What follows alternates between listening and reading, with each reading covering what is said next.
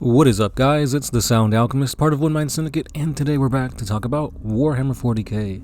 In this one, we are going to be going over one of the better sword fights in all of the Horus Heresy.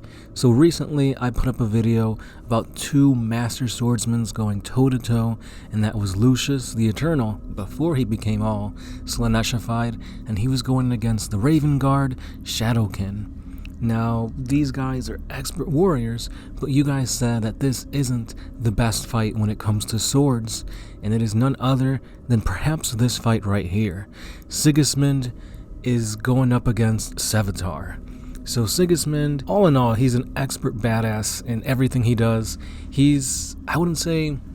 I'd say it. He's probably a main character when it comes to the Horus Heresy novels. And then you got Sevatar of the Night Lords, and this guy is just sadistic, but just as much as a sadist that he is, he's also an expert warrior. So let's go ahead and take a look at this bout between these two master swordsmen. Sevatar stepped forward, his movement loose, his spear held in one hand, his eyes watching, mouth smiling. "We fight until one yields," he called. Sigismund nodded, agreed. The smell of the murdered city filled Sigismund's nose as he drew a breath. "Only blows with weapons." Sevatar raised an eyebrow, then shrugged. "They say you have played in the dog pits of the 12th, so I can understand it if you are worried that he might have picked up bad habits. Can't have the Lord Templar in more grubby brawls than needed, can we?" Sigismund did not acknowledge the words. He stopped. In his mind he could feel the weight of his sword. The beat of the hearts had faded to near silence.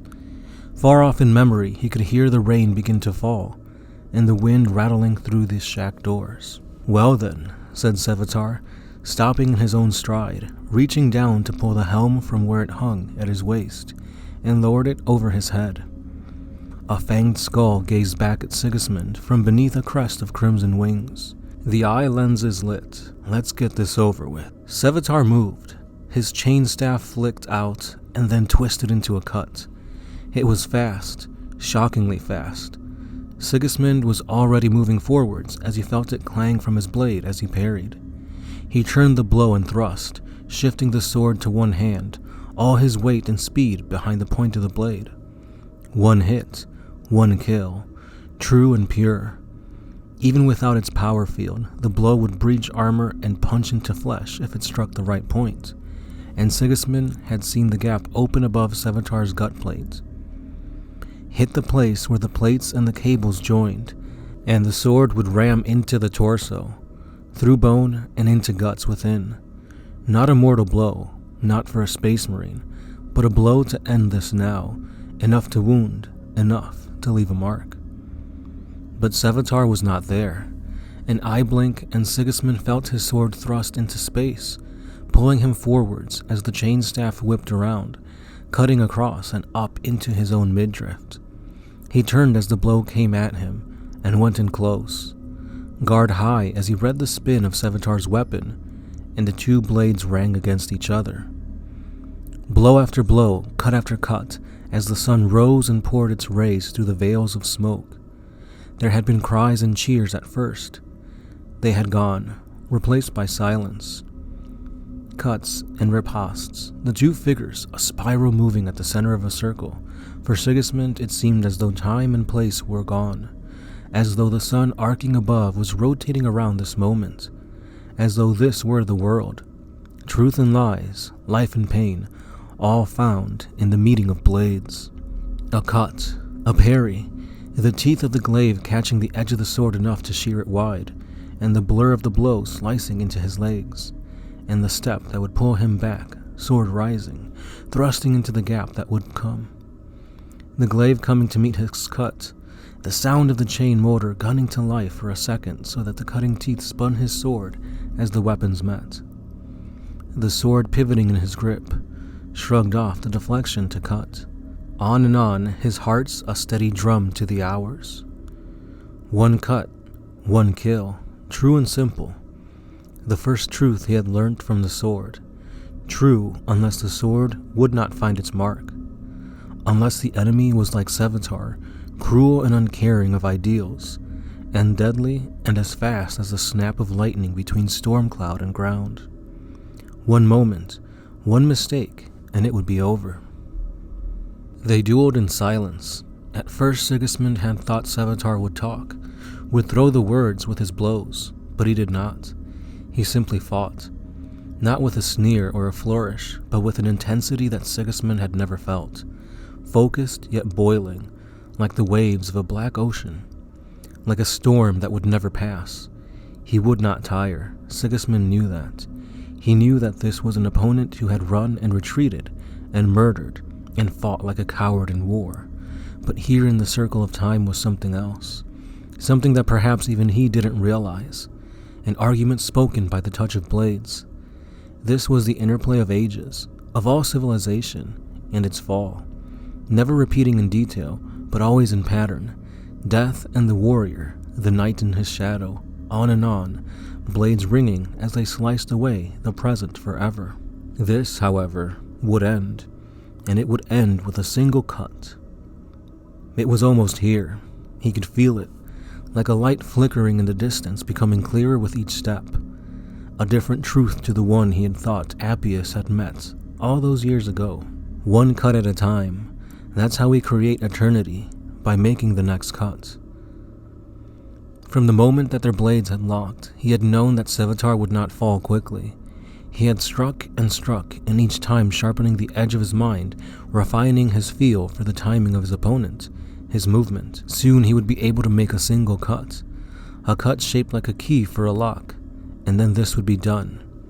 1,000 cuts to create one. The sun was setting, red and fire orange through the smoke. Another cut from overhead, another turn of his blade, another strike shearing off a parry. And there it was, an opening before him, as though it were not him wielding the weapon that would strike, but just observing it coming into being. He took a blow on his sword, felt the force shudder through his grip, felt the halberd slide to the crossguard, locked and jerked the weapon for a second, and then whipped the blade, turning it into an overhead cut that would smash down on Sevatar's face. Sevatar knew what was happening. Sigismund felt the realization like an electric shock of understanding passing between them, like a blast wave transmitted through water. He knew that in this moment he could not parry, could not bring his blade to strike.